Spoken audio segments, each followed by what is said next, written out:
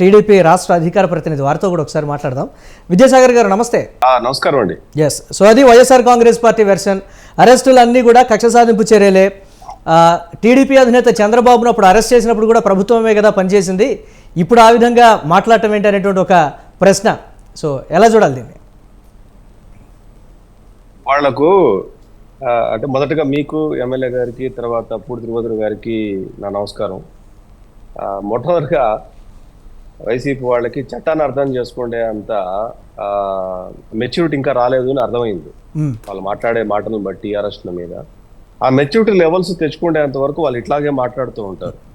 అంటే కాన్స్టిట్యూషన్ ఏం చెప్తుంది, లా ఏం చెప్తుంది, కోర్టు అంటే ఏంది, రాజకీయం అంటే ఏంది, రాజకీయంలో ఏ రకంగా ఉండాలా, ఏ రకంగా నడుచుకోవాలన్నది ఆ మెచ్యూరిటీ లెవెల్స్ రాలే. మెచ్యూరిటీ లెవెల్స్ రానప్పుడు మనం చేయగలిగింది ఏముంటుంది, ఇంకా ఇట్లాగే మాట్లాడతారు. ఇప్పుడు కోర్టు బెయిల్ రద్దు చేసిన తర్వాత అరెస్ట్ చేయకుండా ఏమైనా బొట్టు పెట్టి పసుపు పూస్తారా?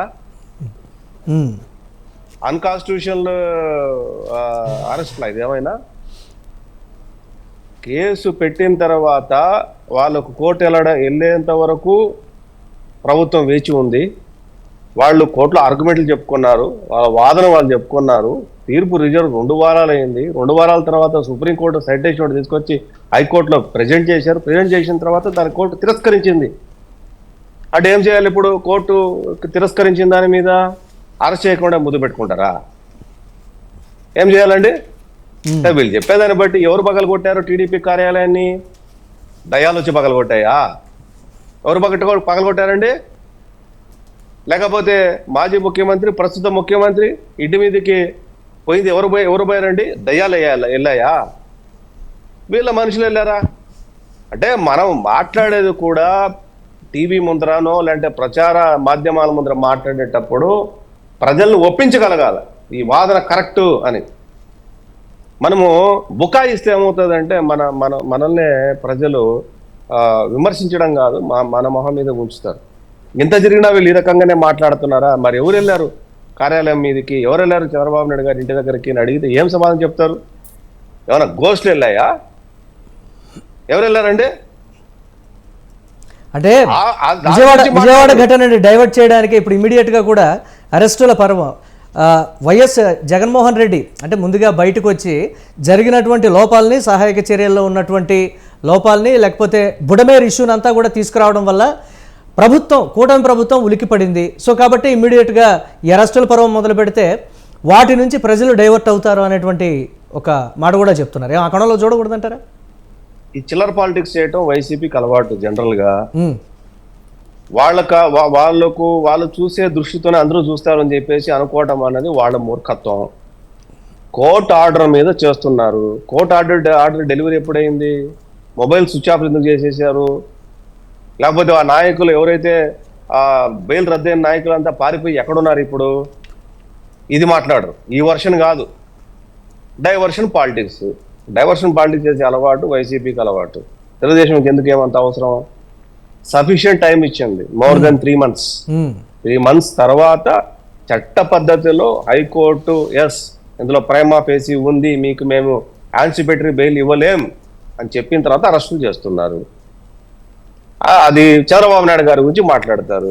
అర్ధరాత్రి 3 గంటలకి తలుపు తట్టి కిందికి దించి నంద్యాలలో ఏసీబీ కోర్టు ఉన్నా కూడా అక్కడి నుంచి విజయవాడ ఏసీబీ కోర్టుకు తీసుకొచ్చేంత అరాచకమైన అరెస్టులు మేము చేయలేదే. కోర్టు మీకు యాంటిసిపేటరీ బెయిల్ ఇవ్వలేము, ప్రైమా ఫేసి ఉందన్న తర్వాత అరెస్ట్ చేస్తున్నారు.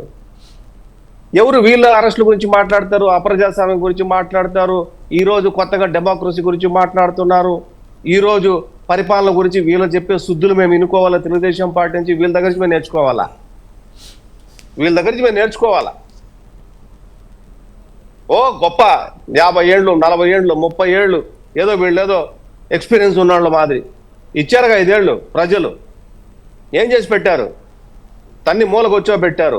అయినప్పటికీ మేమే కరెక్ట్ అని చెప్పి మీడియాలో వచ్చి తర్వాత వాళ్ళు చేసిన సిస్టమే కరెక్ట్. ఇప్పటికీ అదే పద్ధతి, అదే ధోరణి, అదే మోస పద్ధతి. మేము చేసిందే కరెక్ట్. మీరు చేసిన తప్పని ప్రజలు మిమ్మల్ని తిరస్కరించారు ఘోరాతి ఘోరంగా.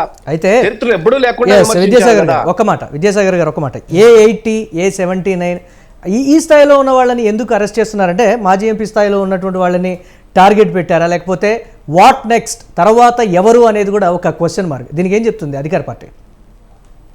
నేను మీకు ఆన్సర్ జవాబు చెప్పేసాను ఆల్రెడీ. కోర్టు మీకు యాంటిసిపేటరీ బెయిల్ ఇవ్వటం కుదరని తర్వాత ఏ నెంబర్ అయినా అరెస్ట్ అవుతారు. ఓకే, ఏ 32, 34 అప్పటికప్పుడు రాత్రి ఆ ఛార్జ్ షీట్ లో నేమ్ ఎక్కించి తీసుకోబోయి అరెస్టు చేసినంత అరాచకంగా జరిగిందా ఈ రోజు ఈ అరెస్టు జరుగుతున్నాయి? అరెస్టు మరి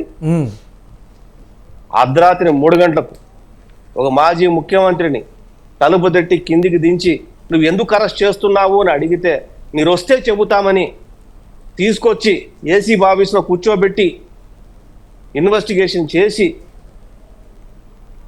అరెస్ట్ చేసి మీరు జైలుకు పంపించారే. ఈరోజు మేము అట్లా చేసామా?